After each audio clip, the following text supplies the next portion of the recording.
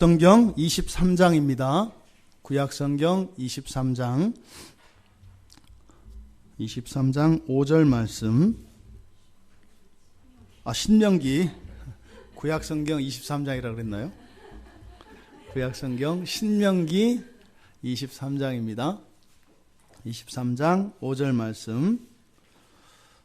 우리 같이 한 목소리로 신명기 제 성경책으로는 297쪽에 있습니다. 구약성경 신명기 23장 5절. 우리 같이 함께 읽겠습니다. 내 하나님 여호와께서 너를 사랑하심으로 내 하나님 여호와께서 발람의 말을 듣지 아니하시고 내 하나님 여호와께서 그 저주를 변하여 복이 되게 하셨나니. 아멘. 잠시 기도하겠습니다. 진리의 영이신 성령 하나님, 이 시간 저희들이 하나님 말씀 듣기 원합니다. 듣는 하나님의 말씀 깨달아지게 하시고 깨달아진 그 말씀이 믿음으로 받아들여질 수 있도록 도와주셔서 그 하나님의 말씀의 능력으로 살아갈 수 있는 이 한 주일들 되게 하옵소서.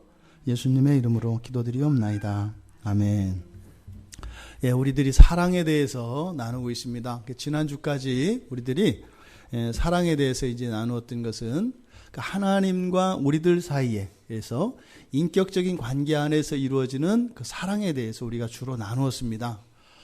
오늘 이제 우리가 살펴볼 말씀은 이 사랑이라고 하는 것이 우리에게 과연 떡이 되느냐, 밥이 되느냐, 우리들에게 살아가는 게 무슨 살아가는데 유익이 되느냐. 그래서 하나님의 사랑의 방식으로서 저주를 복으로 바꾸시는 그 하나님의 사랑을 통해서 우리들의 삶 속에, 우리들의 생활에 유익이 되어지는 이 시간이 되기를 바랍니다. 우리들이 이 세상을 살아갈 때 항상 우리 자신이 있고 우리가 살아내야 할 삶이 있습니다. 근데 이 세상이 그저 우리가 정직하고 성실하게 열심히 살면 되면 문제 없어요. 그럼 나하기 나름이잖아요. 내가 정직하게 열심히 성실하게만 살면 되거든요. 근데 인생이 그렇지가 않습니다. 인생이 우리의 마음을 힘들게 하는 게 그런 거예요. 내가 인정할 수 있는 사람들이 다 나보다 잘 되고 잘 살면 아무 문제 없어요. 물론 그래도 약간 세움은 나요. 그리고 나보다 못한 사람들이 나보다 못하면 내가 도와주고 이렇게 넉넉한 마음으로 다가갈 수 있다 이 말이에요. 근데 세상이 그렇지가 않아요. 나보다 못한 사람 같은데 나보다 더 행복하고 더 잘 사는 것 같고, 또 나보다 더 훌륭하고 모든 면에서 뛰어난 것 같은데 궁색하고 너무나 어려운 삶을 살아가는 이런 일들이 우리 인생 속에 일어나요. 그게 무엇입니까? 우리들의 환경과 어떤 사건들, 예기치 못했던 그러한 사건들과 환경들이 우리를 한번 툭 쳐버리면 공든탑이 그냥 무너져 버리는 게 우리들의 인생이라 이 말이에요.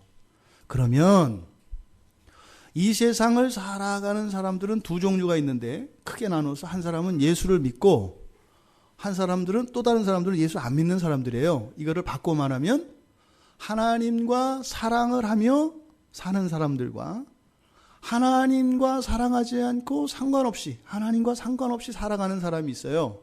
근데 지금 우리가 이 사랑에 대해서 나누고 있는데 이 사랑은 바로 우리가 사랑할 수 없는 그 하나님을 사랑할 수 있도록, 다시 말해서 무슨 말이에요?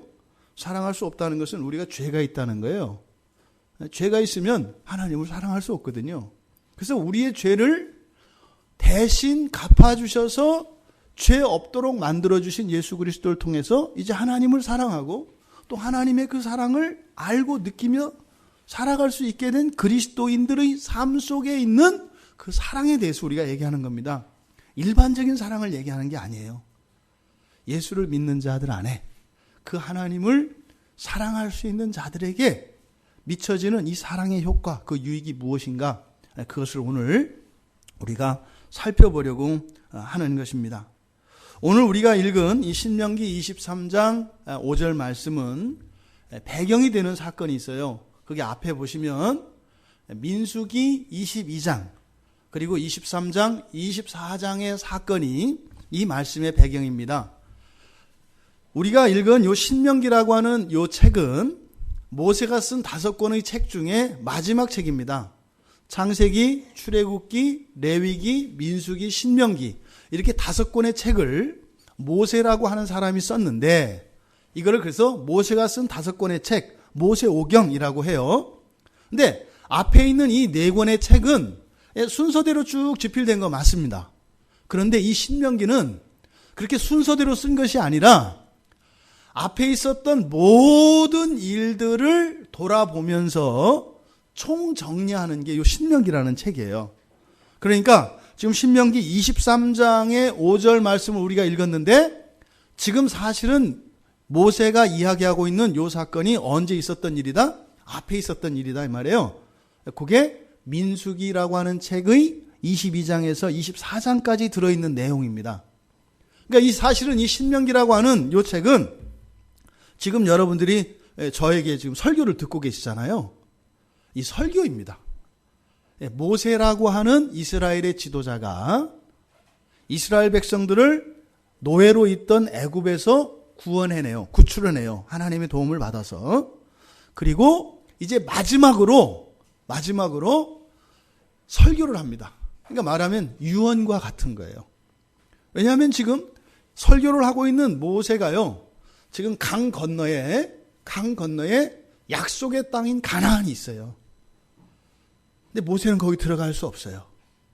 어쨌든 들어갈 수 없게 돼 있어요. 그런데 모세는 못 들어가지만 그 후손들, 이스라엘의 자손들은 거기에 들어갈 거거든요. 근데 모세의 마음은 내가 못 들어가서 이것 때문에 속상하거나 이런 것이 아니라 이스라엘 백성들이 그 약속의 땅에 들어가서 거기에 하나님이 주신 축복과 그 약속하신 모든 것들을 다 누리기를 바라는 마음에서 간절한 마음으로 설교하는 거예요.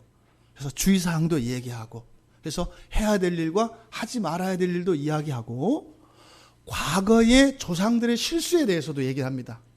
야, 너희들 조상이 옛날에 이런 일 하다가 이렇게 해서 이런 잘못을 했어. 그때는 이렇게 할 것이 아니라 이렇게 했어야 됐어. 이걸 미리 가르쳐 주시는 거예요. 왜요? 역사는 반복되기 때문에 이스라엘 백성들이 정말 그 하나님과 그 친밀한 삶을 누리며 그 복을 누리며 행복하게 살기를 바라는 마음으로 설교하고 있어요. 그런데 놀라운 얘기를 지금 여기서 한 거예요. 뭐라고요? 하나님이 사랑하시는 방식이 있는데 하나님을 사랑하는 자들에게 하나님이 사랑하시는 그 방식이 있는데 어떻게 하신다는 거예요? 저주를 복으로 바꾸신다는 거예요. 앞서서 우리가 말씀을 드렸잖아요. 우리가 이 세상을 살아가는데 사실은 가장 큰 적은 뭐예요? 내가 예상할 수 없었던, 즉 나의 잘못과 상관없이 나를 공격하는 어떤 환경과 사람과 사건들이란 말이에요. 이걸 원수라고 할 수 있어요. 원수. 그게 없어도 우리가 사는 게 만만치가 않아요. 왜냐하면 이 세상에 있는 건 제한된 거거든요. 보세요. 일자리 제한되어 있잖아요. 그렇잖아요. 또 일자리를 얻었다고 쳐요. 그래서 그 일자리에 그 직장에 들어갔어요. 거기에서 또 어떻게 돼요? 거기에서도 어떤 일들과 이런 것 사이에 서로 경쟁하고 거기서 잘하는 사람과 못하는 사람을 나누어서 성과급을 또 이렇게 나눈단 말이에요. 그러니까요. 끝이 없어요. 이 세상 사는 것도 만만치 않다 이 말이에요. 잘하고 싶죠. 열심히 하죠. 저도 예전에 열심히 살았어요. 열심히 살았어요. 다른 사람보다 일찍 출근하고 다른 사람보다 늦게 퇴근하고 일을 더 많이 했어요. 그러니까요. 잘 돼요. 잘 되더라고요. 인정도 받아요. 상도 받고 막 해요. 그런데요. 힘들어요. 근데 힘들어도 힘든다고 내색을 못해요. 왜요? 잘한다고 하니까 그냥 이렇게 잘하는 척 해야 되기 때문에 힘든 거 말 못해요. 그러니까 그런 게 언제 이제 교회나 와서 이렇게 할 때 이제 하나님 앞에서 살짝 이렇게 마음을 보이고 이런단 말이죠. 근데 여러분 아시죠? 아주 잘하려면은 점점 위로 가면은 조금 더 잘하기 위해서 얼마나 더 많이 노력해야 되는지. 물건도 마찬가지잖아요. 좋은 물건, 아주 최고급 물건을 쓰기 위해서는 일상적으로 사용하는 게 몇 배 더 되는 돈을 써야 돼요. 근데 그것보다 조금 더 좋아지면요, 몇 배 더 되는 돈을 더 줘야 돼요. 이게 세상의 이치잖아요. 그러니까 죽어나가거든요. 그런데 제가 어느 날 직장 안에서 이제 신우회를 만들게 됐어요. 신우회를 만들다 보니까 막 경쟁하고 살아갈 수가 없잖아요. 명색이 신우회장인데 거기서 막 이렇게 할 수 없잖아요. 물론 그때도 제가 이렇게 야박하게 살지는 않았어요. 근데 그때부터는 이제 마음 자세가 달라지는 거예요. 그러니까 중심이 뭐예요? 일에 있는 게 아니라 신앙이 이제 딱 오잖아요. 그러니까 신앙을 중심으로 살아가게 돼요. 그러니까 옛날 그 이전처럼 막 그렇게 욕심을 부리고 막 열심히 하지 않아요. 그러니까 어떻게 돼요? 일할 맛 나는 거예요. 그 조금만 마음을, 그러니까 조금만 덜 열심히 하기로 하니까 그렇게 편안한 거예요. 그렇게. 그러니까 1등의 삶을 살았다면 사실 2등의 삶으로 내려오니까요, 부족한 거 없어요. 그런데요, 그때 누리는 이 풍요로움과 부요로움은 이루 말할 수가 없는 거예요. 그리고 그때부터는요, 예전에는 내가 열심히 하고 내가 계획하고 노력하고 막 해서 그 일들을 이루며 살아갔지만 이제는 하나님께 의지하고 하나님께 도움을 구하며 살아가니까요, 이건 놀고 먹는 거예요. 그러니까 예전보다는 현실적인 어떤 성과나 이런 건 분명히 못하더라고요. 이게 더 낫거나 이러지는 않더라고요. 그런데요, 부족함이 없고 내가 누리는 삶은 훨씬 더 여유로워지는 것을 느꼈어요. 여러분, 하나님이 사랑한다, 우리가 예수를 믿고 살아간다 이럴 때 그 하나님이 주시는 이 사랑의 효과는 우리가 이 세상을 살아가는 것뿐만 아니라 사실은 외부의 적들을 막아주신다는 거예요. 이게 이 본문의 요지입니다. 저주를 뭐로 바꾸신다고요? 축복으로 바꾸신다는 거예요. 그러면 예수 믿기 이전에는 어떤 삶을 살아요? 저주가 올 것에 대해서 예상을 해서 대비해야 되고, 그렇죠? 또 저주가 날아오면 그걸 막아내야 되고, 그 어떻게 돼요? 더 큰 걸 쏴서 감히 다시는 저주하지 못하도록 응징을 해야 되고. 이게 그리스도인의 삶은 아니지만 그런 거다 말이죠. 대책을 마련하고 살아가야 되잖아요. 그런데 하나님이 사랑하신다는 것은 바로 보다 외부에서 나에게 오는 이런 공격과 위협들을 막아주는 것이 하나님의 사랑이다. 이렇게 성경은 이야기하는 겁니다. 지금 모세가 이스라엘 백성들에게 이 하나님의 사랑이 무엇인지를 가르쳐 주시는 이유, 그건 뭘까요? 이스라엘 백성들의 삶 속에 반드시 이런 저주가 있어요, 없어요? 있다 이 말이에요. 공격이 있다 이 말이에요. 여러분들의 삶 속에도 공격이 있어요. 근데 그것을 우리가 대비하고 막아내기 위해서 힘을 쌓고 이렇게 살아가는 것은 너무나 힘들고, 또 그것은 실제적인 유익이 되는 것만은 아니다. 오늘 이 말씀이 정말 우리 모두에게 믿음으로 받아들여질 수 있기를 바랍니다. 그래서 여러분들의 삶에 조금 여유가 생길 수 있었기를 바라요. 그래서 그 여유로 하나님과 사랑을 누리실 수 있는, 너무 정신없이 살아가는 우리들의 일상에서 이렇게 좀 이렇게 무풍지대와 같은 평안한, 그래서 하나님과 그럼 사랑의 교제를 나눌 수 있는, 그래서 정말 주님하고 일주일에 한 번씩은 차 한 잔이라도 좀 마실 수 있는 그런 여유를 여러분들에게 하나님께서 베풀어 주시기를 원합니다. 지금 이 여기의 설정은 뭐냐면 이스라엘 백성이 있어요. 그러니까 여러분이에요, 여러분. 여러분, 이렇게 이스라엘 백성이 있어요. 그리고 이스라엘 백성들이 맞닥뜨리고 있는 현실이 있습니다.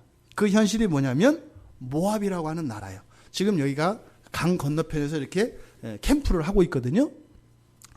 근데 여기에 바로 붙어 있는 나라가 모압이라고 하는 나라예요.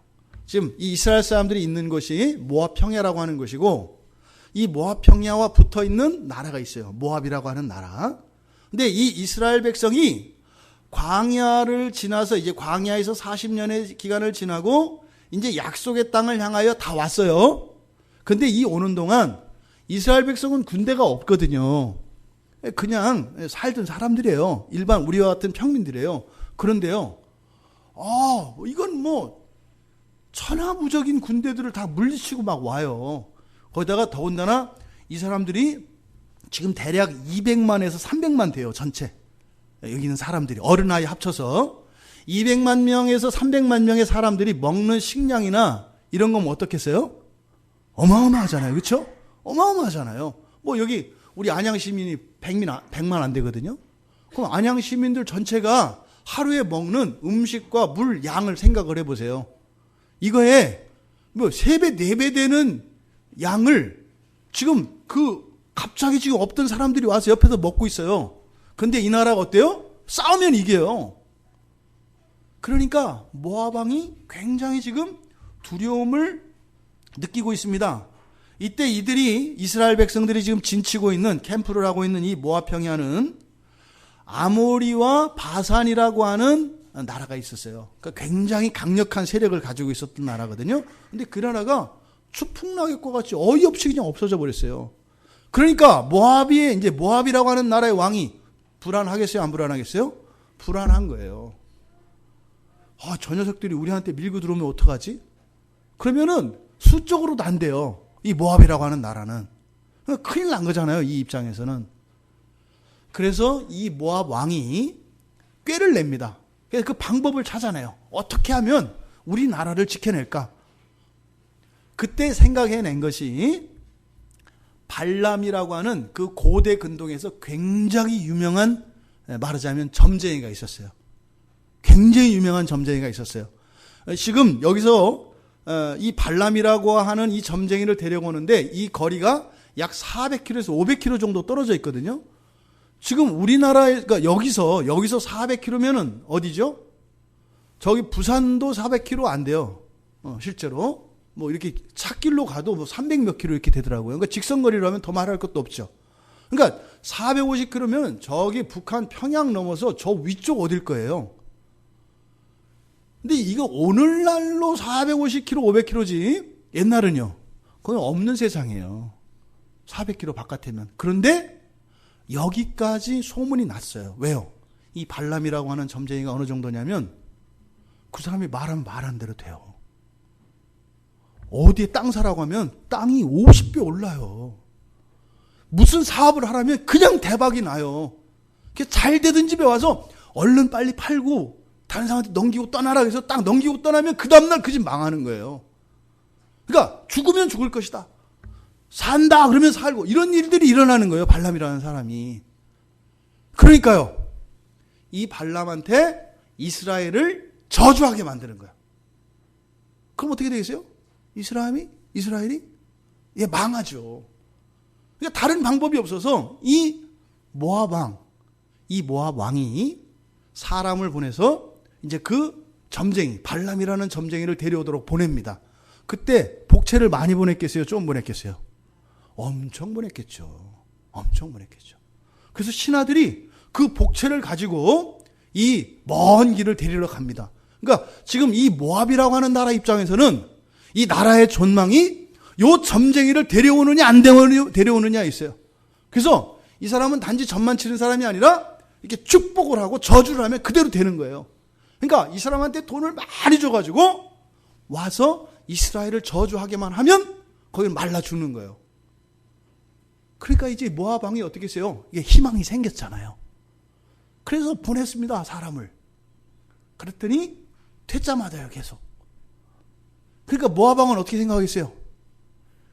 이렇게 복채를 올려달라고 그러는구나. 나라도 그렇게 생각했을 거예요. 그러니까 어떻게 했어요? 계속 복채를 더 보낸단 말이에요. 더 높이, 더 많이. 근데 결국엔 왔어요. 맞아요. 복채 때문에 그랬어요. 나중에 성경에 보면 그 얘기가 나오거든요.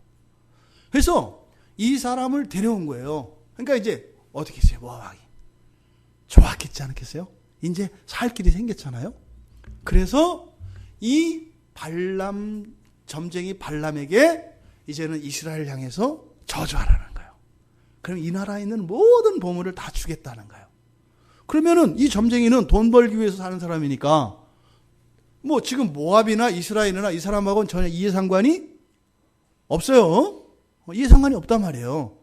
그러니까 와서 어떻게 하면 돼요? 저주하고 복채 챙겨서 가서 따뜻한 겨울을 지내면 돼요. 그런데 이상하게 이 발람이라고 하는 사람이 저주하는 게 아니라 축복을 하는 일이 일어났다고요. 자, 정리해 볼게요. 이스라엘이라고 하는 나라에 모압이라고 하는 모압 나라의 이 왕이 이스라엘에 대해서 두려워하며 오히려 이스라엘을 멸망시키려고 하는 계획을 세웠습니다. 이게 우리의 삶이에요. 우리와 경쟁하는 삶이잖아요. 이것도 사실은 전쟁이 나면 골치 아파요. 많은 인명이 죽는단 말이에요. 그런데 문제는 여기에 지금 발람이라고 하는 응원군이 나타났어요. 이 발람이라고 하는 이 변수는 사실은 우리들이 감당하기 어렵죠. 왜요? 이 사람이 저주하면 저주대로 된다니까요. 저주하면 그대로 되는 거예요. 그러니까 강력한 원수인 거거든요. 이랬을 때 하나님이 사랑하시는 이스라엘이 어떻게 이 위기 속에서 벗어났는가를 이야기한 것이 바로 요 말씀이다, 이 말입니다. 지금 이스라엘 백성들은 위험에 노출되어 있습니다. 이 발람이라고 하는 선지자가 와 있을 때. 그리고 실제로 저주만 하면 이스라엘은 멸망하는 겁니다. 망하는 겁니다. 설정이 실제로 그래요. 그런데 그러면 이 사실을 이스라엘 사람들은 알고 있어요? 모르고 있어요? 전혀 모르고 있어요. 여러분의 삶 속에 다가오고 있는 위험을 아세요? 모르시잖아요. 내일 여러분의 인생 안에 어떤 변수가 들어와서 여러분 인생을 완전히 망가뜨릴 수 있다니까요. 어젯밤에 이렇게 두 통의 전화를 받았습니다. 근데 공교롭게 이 두 분 다 굉장히 뜻밖의 일을 당해서 마음이 완전히 헝클어진 상황이었습니다. 완전히 헝클어진 상황이었어요. 그래서 거의 지옥을 경험하는. 그래서 한 분은 아주 극심할 정도의 뭐 여러분들하고 만날 일이 없기 때문에 얘기를 하는 거예요. 그래서 극심할 정도의 막 그 우울증과 이것 때문에 뭐 엄청날 정도로 하여튼 뭐 굉장히 어려운 상황 속에서 이제 전화를 했다가 끊었다 해가지고 나중에 어떻게 통화가 돼가지고 이야기를 들었거든요. 근데 이야기를 쭉 들으니까 그런 거예요. 지금 이스라엘에게 저주하기 위해서 발람이 다가오는 것과 같은 그런 상황이에요. 근데 여기는 사실 이미 닥쳤죠. 어제 그 경우에는 닥친 거예요. 그래서 막 이제 뭐 이분이 아주 오랫동안 하나님 믿고 이랬던 사람인데 하나님 믿은 거 다 소용없게 된 거예요. 본인 생각에. 아주 열심히 살았던 사람이고 정말로 헌신하고 그랬던 사람이고 더더군다나 또 이분이 뭐 올해 교회에서 어떤 교회에서 이렇게 중직에 임명이 됐어요. 임명이 돼서 직분자로 또 세워지고 그래서 올해에는 또 교회 일도 맡을 게 아주 많아요. 그래서 열심히 충성하겠다고. 왜? 하나님께 받은 은혜가 많으니까. 그렇게 결심을 하고 막 시작을 하고 있는 거예요. 그랬는데 한 번에 다 흩어져 버린 거예요. 한 번에 다 흩어져 버려요. 그러니까 내가 직분 받은 건 뭐고 연초에 이렇게 가지고 내가 올해는 뭐 교회 봉사하고 헌신하고 세상 사람들을 사랑하고 섬기겠다고 한 건 뭐고 그동안 내가 신앙생활해 온 건 뭐고 뭐냐 이 말이에요. 근데 저는 이제 목사니까 이야기를 들으니까 보이잖아요. 그러니까 이런 것들은 우리가 해결할 수 있는 것은 뭐예요? 하나님밖에 없어요. 그러면 우리 신자들이 그런 위험을 벗어나고 그런 위험이 찾아왔을 때 극복할 수 있는 방식은 우리들의 힘이나 지혜나 노력이나 열심이 아니에요. 뭐예요? 하나님이 날 사랑한다는 걸 기억하는 거예요. 하나님이 날 사랑한다는 걸 기억하는 거예요. 지금 여기서 그 얘기를 하는 거예요. 너희들 인생을 살다 예상치 못했던 감당할 수 없는 그런 어려움들이 불행과 재난들이 찾아올 수 있다. 그건 너희들이 할 수 있는 게 아니고 그것은 전능한 여호와 내가 너희들을 사랑하기 때문에 그 일들을 내가 해결해 줄 거다. 요 얘기를 하는 거예요. 그 예수님이 이 땅에 오신 목적이 그거다 이 말이에요. 예수님이 이 세상에 오신 목적은 우리를 구원하시기 위해서 온 거거든요. 1차적으로는 종말의 구원이에요. 어저께 우리 지금 이번에 우리 지금 입교를 준비하는 우리 이제 자녀가 한 사람 있는데 아주 굉장히 행복한 시간이었습니다. 어제 이제 그 입교 문답을 공부하면서 얼마나 행복했는지 몰라요. 너무너무 기뻤어요. 근데 우리 둘 다 그랬던 것 같아요. 둘 다. 그러니까 아마 성령께서 기뻐하셨던 것 같아요. 너무 좋았어요. 너무 기쁘고 너무 좋았어요. 그냥 이야기하는데 아무 막힘이 없어요. 그냥 동산도 없어요. 그냥 하나님의 말씀이 그냥 술술술술술 서로 이렇게 막 우리 마음속에 이렇게 가르치는 저나 또 그것을 받고 있는 우리의 자녀나 이게 술술술술 말씀이 막 풀어가는데요. 너무 좋은 거예요. 너무 좋은 거예요. 그러니까 제 안에도 막 기쁨이 막 임해요. 그래서 공부 끝나고 가는데 그렇게 얘기를 해요. 제가 아마 큰 힘이 됐어요. 오늘 와서 입교 공부하기를 정말 잘했어요. 왜 그러냐고 그랬더니 너무 좋대요. 너무 좋대요. 너무 좋대요. 근데 그 전날 밤에 어제 그저께 밤에 밤잠을 못 잤대요. 똑같은 사건이에요. 저에게는. 똑같은 사건이에요. 어제 저한테 전화 오셨던 그 두 분들도 완전히 마음이 다 뒤집어져서 도저히 이제는 풀어갈 방법도 없고 평화도 없고 내일 예배도 사실은 싫어. 또 우리 자녀도 그랬어요. 우리 학생도 내일 공부하러 가기 싫었고요. 안 갔으면 하는 바람이 있었어요. 그런데 그때 하나님의 사랑이 임했어요. 그러니까요. 이게 그런 일이 있었나 싶을 정도로 다 사라진 거예요. 어젯밤에도 그분들이 다 해결됐어요. 알겠대요. 이제 마음이 잡혔대요. 뭔지 알겠대요. 또 우리 어제 자녀도 공부하면서 알겠대요. 내 마음에 일어났던 게 뭔지 알겠대요. 그래서 나가는데 얼굴이 환해가지고 나가는데 얼마나 이쁘고 사랑스럽던지. 뭐예요? 하나님의 사랑이에요. 하나님의 사랑이 있잖아요. 그냥 마음으로 심리적으로 뭐 이런 게 아니에요. 실제적인 힘으로 능력으로 우리의 삶에 임해요. 그러면 길이 없던 곳에 길이 선명하게 보여요. 내가 뭘 해야 될지 알고 어디를 가서야 될지 알아요. 다른 것 때문에 힘들어하고 그래서 길도 없는 것 같고 오히려 지금까지 왔던 인생길이 잘못된 길이었나 생각했던 사람이 머릿속이 깨끗해지고 마음이 평온해지고 인생이 쫙 정리가 되는 거예요. 이게 하나님의 사랑이에요. 지금 이스라엘 백성들이 물론 이 뒤에 이건 앞에 있는 사건이라고 그랬잖아요. 실제로 구원을 받아요. 어떻게 구원받았다고요? 저주에서 멸망시키기 위해서 온 이 원수가 저주하는 게 아니라 오히려 어떻게 했다? 축복했다는 거예요. 오히려 축복했다는 거예요. 근데 그런 일이 왜 일어났다고요? 여호와께서 이스라엘 백성을 사랑하셨기 때문에. 저주에서 나를 멸망시키려고 왔던 원수가 오히려 나를 도와주고 갔더라 이 말이에요. 근데 그 일을 위해서 열심히 노력해라 이게 아니라 뭐가 그렇게 했다는 거예요? 하나님이 나를 사랑하시기 때문에 그런 일이 일어났다는 거예요. 이때는 이스라엘이 기도도 안 했어요. 무슨 일이 일어난지도 몰라요. 문제는 이거죠. 문제는 이거예요. 이스라엘 백성들에게 저주가 복으로 바뀌었거든요. 근데 하나님이 표시를 안 내요. 생색을 안 내신다고요. 그러니까 이스라엘 백성들이 앞에 민수기에 가면 25장에 22장에서 24장까지는 요 이제 발람이 저주하러 왔다가 축복한 내용이 나오고 25장에 가면 이스라엘 백성들이 범죄한 사건이 나와요. 왜요?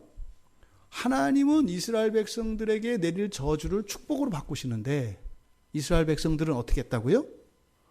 하나님이 바꿔주신 축복을 저주로 바꿔서 쓴다고요. 놀랍죠? 놀라워요. 막 망해가는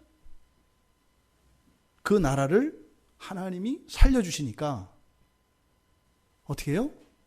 본인들이 망하게 만들었다. 이 얘기예요. 지금 그래서 모세가 이스라엘 백성들에게 이 이야기를 하는 겁니다. 그런데요, 재밌는 게 있습니다. 성경을 자세히 읽어보면 모세가 이 발람이 저주하러 왔다가 축복하러 온 이 사건을 민수기, 그때 일어났을 때, 그 사건이 일어났을 때 당시에 모세도 잘 몰랐어요. 어떻게 된 일인지. 나중에 들었겠죠. 발람이라고 하는 이 술사가 와서 저주하러 왔다가 축복하러 왔다는 얘기는 들었겠죠. 근데 왜 그런 일이 일어났는지를 잘 몰랐어요. 왜냐하면 민수기 22장에 가보면 그때 이제 민수기는 그 이전이잖아요. 그죠?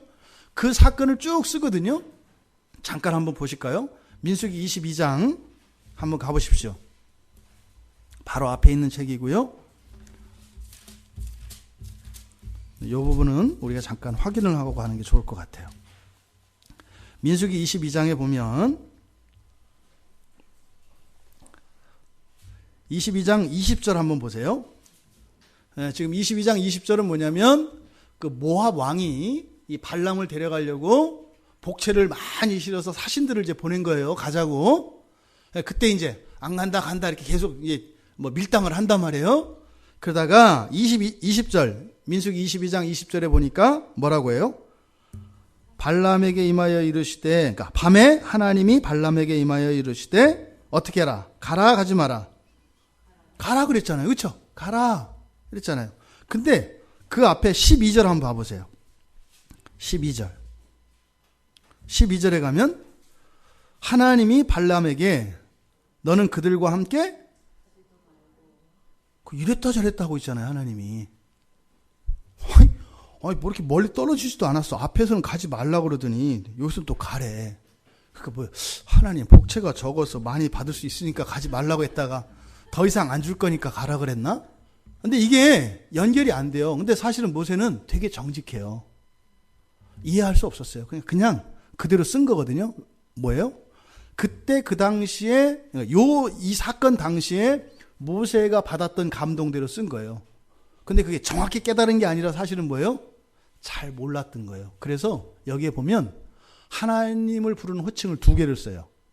여호와 하나님과 하나님이라고 하는 호칭을 써요. 여호와 하나님 그리고 하나님. 여호와 하나님은 언약의 하나님이거든요.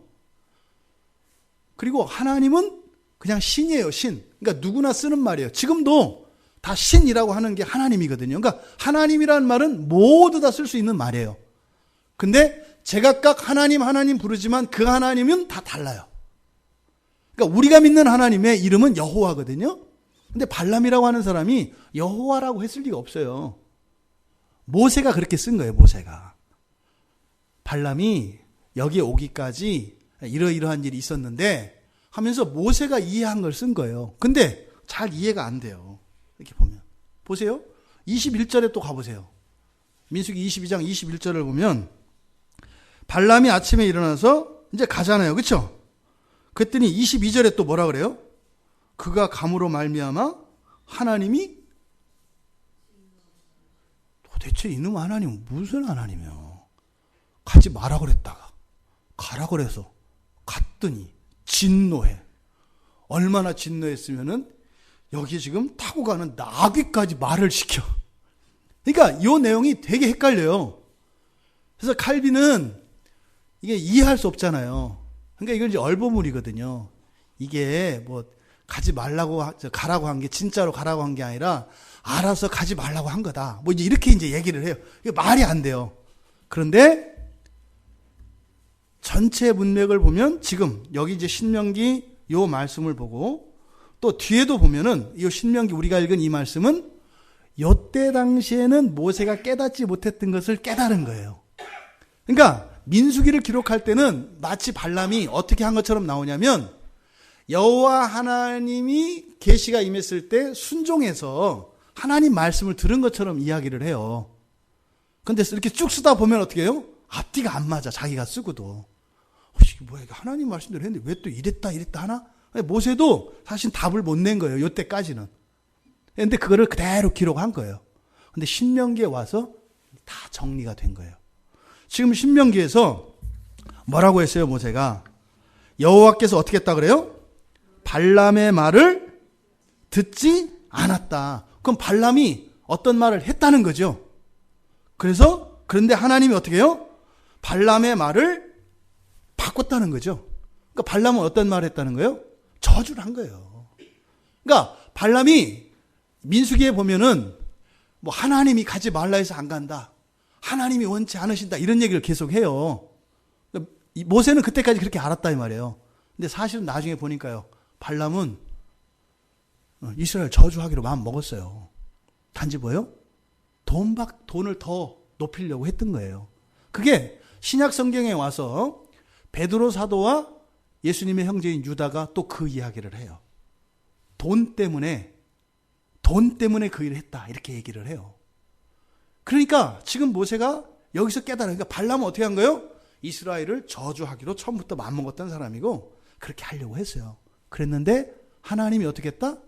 바꿨다는 거예요. 그러니까 발람은 왔다가 돌아가는 길에 뭔 거예요? 내가 넋이 나갔나 봐 이러고 갔다는 거예요. 저주하려고 왔는데 어떻게 하고 가요? 축복하고 가요. 4번이나 축복하고 가요. 4번이나. 왕이 계속 얘기하거든요. 저주하라고. 갔다가 저주하노라 이렇게 갔는데 말이 어떻게 돼요? 축복하노라 이러는 거예요. 이게 뭔가 이러고 가요. 그럼 왕이 너 왜 그래? 저주하라니까. 그러게요. 한 번 더 해볼게요. 그럼 또 가서 축복하노라 이러는 거예요. 그럼 내가 정신 나갔나 봐요. 한 번 더 해볼게요. 또 축복하노라 이렇게 하고 4번이나 3번 그렇게 얘기하고 4번째는 발락에게 그 모압 왕에게 다시 또 이스라엘 백성은 축복받은 민족이라고 이야기하고 떠나요. 그러니까 이 발람이 이상한 거예요. 그런데 나중에 뒤에 가보면 여호수아 24장 9절 10절에 보면 그때 당시에 발람은 이렇게 하나님 말씀에 순종해서 그렇게 한 게 아니라 원래부터 저주하려고 했다. 근데 왜 축복했는지 모른다. 이렇게 얘기를 해요. 그러니까 이 모세의 말을 듣고 그렇게 얘기를 하죠. 우리가 이 발람이라고 하는 이 술사에 대한 이 사건을 보면서 한 가지 조금 곁가지를 치면 조심해야 될 게 있어요. 발람이라는 사람이 저주하라서 축복했죠. 그러니까 이 사람은 하나님의 선지자가 아니에요. 이 사람은 지금 메소포타미아에 있는 사람이거든요. 우상을 섬기는 사람이고요. 전혀 하나님의 선지자가 아니에요. 근데 이 사람이 축복을 했잖아요. 그러니까 이 사람의 말을 들으면 하나님이 알아서 바꾸셔. 이런 식으로 해석을 해서는 안 되는 거예요. 거짓 선지자들이라 그래서 하나님이 거짓 선지자도 다 사용하셔. 그러니까 거짓 선지자들의 말을 들어도 하나님이 알아서 하실 거야. 이렇게 적용하면 안 된다는 거예요. 거짓 선지자는요, 다 태워 죽이라 그래요. 죽이라고 한단 말이에요. 그러니까 하나님의 선지자냐 아니냐, 이거는 굉장히 중요합니다. 그래서 아무 말이나 막 들으면 안 돼요. 이 사람이 비록 지금은 이스라엘을 축복하는 말을 했지만 이 사람 마음속에는 뭐가 있어요?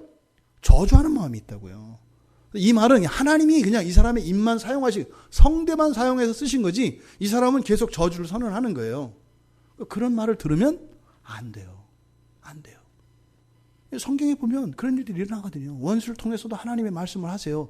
그래서 그 사람 말을 들어도 된다? 천만에요. 그러니까 비정상적인 경우에 하나님의 뜻을 드러내는 것 뿐이지. 글쎄요. 말씀을 듣는 일은 잘 분별해야 돼요. 그래서 아무 말이나 이렇게 막 듣고 이렇게 하면 안 돼요. 조심해야 됩니다. 자, 다시 돌아와서 그러니까 이 발람이 축복한 이것은 바로 뭐예요? 하나님의 사랑이라고 하는 것이 우리의 삶 속에 실제적인 효과가 있다 없다? 있다는 거예요, 여러분. 하나님의 사랑이라는 게 그냥 심정적인 게 아니라 우리 인생. 여러분 생각해 보세요. 여러분이 인생을 사는데 여러분의 힘으로 어찌할 수 없는 어떤 위험 요소들이 여러분들이 가는데 다 제거된다면 여러분의 삶은 안전하겠어요? 안전하지 않겠어요? 안전하죠. 그럼 뭐예요? 그 다음은 나하기 나름 아니에요. 에? 나와 상관없는 어떤 환경에서 오는 이런 위험 요소들이 다 없어진다면 그 다음 뭐예요? 나하기 나름 아니에요. 이게 구원이에요, 여러분. 나하기 나름이 아닌 게 죄 가운데서 저주받은 삶을 살아가는 거고요. 나하기 나름으로 살아가는 거, 이게 구원받은 상태예요. 구원받았다고 해서 일 안 하고, 예? 그냥 놀고 먹고 노력도 안 하고 이렇게 하면 잘 살고 그게 축복일까요? 그건 축복 아니에요. 내가 한 그것이 그대로 하나도 손해 없이 정직하게 돌아오는, 이게 가장 큰 복이에요, 이 세상에서는. 근데 세상은 그렇지 않다는 거죠. 또 의외의 것이 들어와도 안 좋아요.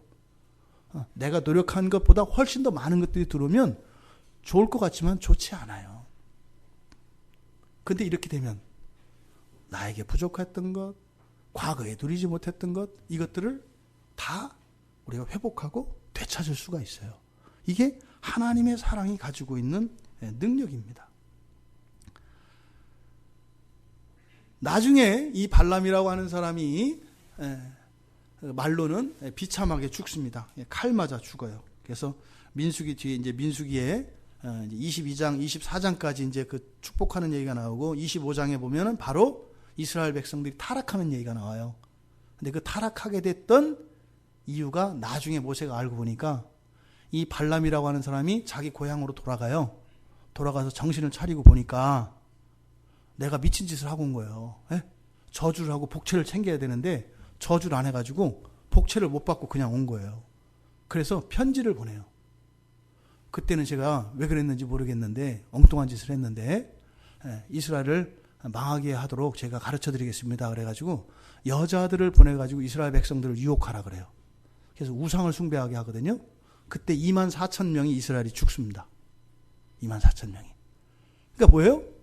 하나님의 사랑 안에 있을 때 안전하게 살아갈 수 있는 이스라엘이 하나님을 버리고 우상을 사랑하게 되니까 어떻게 돼요? 24,000명이 죽어나가는 일이 일어나요. 그게 발람이 한 짓이라는 것을 모세가 나중에 알아요. 그래서 민수기 31장에 보면 그 내용을 나중에 이제 추가해 놓습니다. 그러니까 그때 나는 이게 얘가 뭐 이렇게 하나님 말씀 듣고 그래도 뭐 점쟁이니까 영적이니까 뭐 하나님 말씀에 순종하고 이런 사람인 줄 알았어 했는데 그거를 취소하는 거예요. 유다는 이 발람을 그러니까 하나님의 저주를 받을 사람이라고 얘기해요. 저주받을 사람이라고. 또 베드로 사도가 이야기했던 것처럼 단지 그 불의의 삭슬 사랑한 사람이었다. 이렇게만 이야기를 합니다. 여러분, 여러분들의 삶 속에 여러분들이 살아갈 날들이 있어요. 여러분들의 삶 속에 이 세상 살아가는 모든 사람들은 뜻하지 않은 불행이 올 수 있습니다. 위험과 환난이 올 수 있습니다. 그런데 그것을 다 피하고 막아낼 수 있는 힘이 있다는 거예요. 이게 뭐라는 거예요? 하나님의 사랑이라는 거예요. 이게 여러분들에게 실질적인 능력과 힘과 위로가 되길 바랍니다. 여러분, 예수 그리스도께서 십자가에서 나의 죄를 대신하여 죽어주신 사건, 그것은 이제 그 하나님의 사랑이 나에게 막힘없이 부어지도록 예수님께서 해주신 그 사건인데, 단지 그게 예수님의 거룩한 희생 이 정도가 아니라 우리들의 실제적인 인생 속에 우리를 무너뜨리려고 하는 이 모압왕과 같이 우리를 없애려고 하는 그런 세상의 음모와 계략들로부터 지켜주고, 더 나아가 우리가 망할 수밖에 없는 이 발람이라고 하는 술사의 저주까지도 그냥 막는 정도가 아니라 오히려 그것을 어떻게 하신다고요? 바꾸신다고요. 저주하러 왔는데 바꾸는 일들이 일어난다는 거예요. 이것이 여러분들의 삶 속의 믿음으로 받아들여질 수 있기를 바랍니다. 여러분, 예수 그리스도 안에 있는 여러분들에게 권면의 말씀을 드립니다. 사람들을 두려워하거나 피해의식을 갖지 마세요. 내가 사람들에게 피해를 당할 수도 있다. 또 어떤 사람들에게 내가 또 잘못 이렇게 하면은 내가 불이익을 당할 수 있다. 그래서 눈치를 보거나 다른 사람들이나 환경으로 인해서 내가 잘못될 것이다 라고 하는 이런 모든 피해의식에서 벗어나시기 바랍니다. 왜요? 그것은 하나님이 알아서 하신다고요. 오히려 성경은 뭐라고 이야기합니까? 그런 사람이 나를 저주하기 위해서 왔어. 근데 그 저주는 저주가 아니라 뭐가 돼요? 축복이 된 거예요. 그러니까 많은 원수들이 많은 저주를 가지고 오면 여러분들에겐 그게 어떻게 돼요? 복으로 바뀌어요. 그래서 화살을 쏴서 죽이려고 하는데 이게 날아오면서 뾰로롱 하면서 큐피트의 화살로 바뀌어가지고 내 마음에 사랑이 뿅뿅뿅 넘치는, 이게 하나님의 사랑이라는 거예요. 그러니까 여러분들이 원수를 두려워할 필요가 있어요, 없어요? 없어요. 마음껏 나를 저주하라. 하나님의 사랑이 그 저주를 복으로 바꾸실 것이다. 여러분들 안에 있는 이런 두려움과 피해 의식들은 경계심을 갖게 하고 오히려 여러분들에게 더 큰 복으로 임할 그러한 것들을 여러분 스스로 미리 막아내는 이러한 일들이 우리 삶 속에 일어납니다. 앞으로는 그런 일이 없기를 바랍니다. 그러니까 어떻게 되겠어요? 오히려 원수를 축복해야겠죠. 오히려 원수를 축복해야 되겠죠. 그러니까 두려워하는 것이 아니라 오히려 원수를 축복할 수 있는 여러분들 되시기 바랍니다. 로마서 12장 14절에서 사도 바울이 그런 얘기해요. 너희를 박해하는 자를 축복하라. 너희를 박해하는 자를 축복하라. 그러니까 사실은 이 사도 바울이라고 하는 사람이 여기에 나온 발람 같은 사람이에요. 이스라엘 백성들을 저주하려고 왔잖아요. 죽이려고. 예? 왔잖아요. 근데 축복을 선포하잖아요. 사도 바울이라고 하는 사람이 원래 예수님 제자들을 죽이던 사람이거든요. 그래서 죽이려고 왔어요.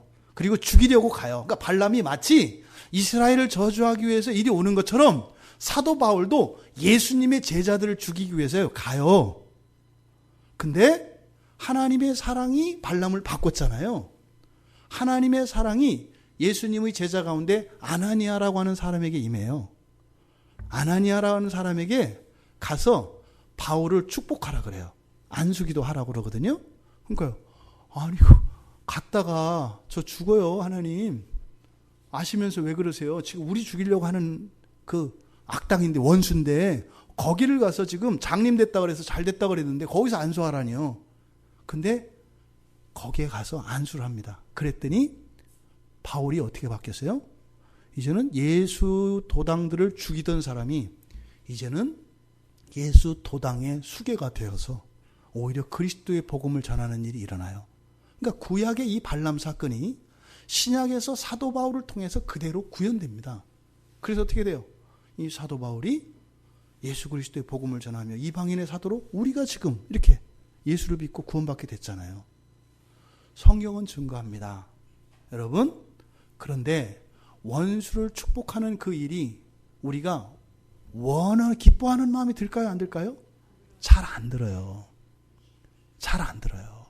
그렇게 안 돼요. 그런데 하나님 말씀 따라 그렇게 했을 때 저주가 축복으로 바뀌더라. 사도 바울이 이렇게 얘기한 것은 누가복음 6장 28절에서 예수님께서 하신 말씀을 인용한 거예요. 예수님이 누가복음 6장 28절에서 너희를 저주하는 자를 위해서 축복해라 그래요. 너희를 모욕하는 자를 위해서 기도하라. 왜 그랬을까요? 그들이 너희를 모욕하고 그들이 너희를 저주하는 그것이 하나님의 사랑으로 너희들에게 복이 되기 때문에 어쨌든 그들은 선한 마음으로 그렇게 한 것은 아니지만 그들의 저주와 그들의 모욕이 너희들에게 복이 될 것입니다.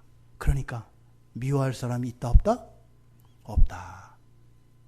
이 놀라운 하나님의 사랑의 신비가 여러분 모두에게 믿음으로 받아들여질 수 있기를 바랍니다. 그래서요, 여러분들이 항상 평안을 빌고 축복하는 여러분들 되시기 바라요. 또 그것도 또 어떻게 돼요? 평안을 빌었을 때 그쪽에서 그것이 합당하지 않으면 그게 어디로 와요? 여러분들 자신에게 와요. 원수를 통해서도 저주를 축복으로 바꾸시는 그 하나님의 사랑, 그 사랑이 여러분의 삶 속에 삶의 원리가 되기를 바랍니다.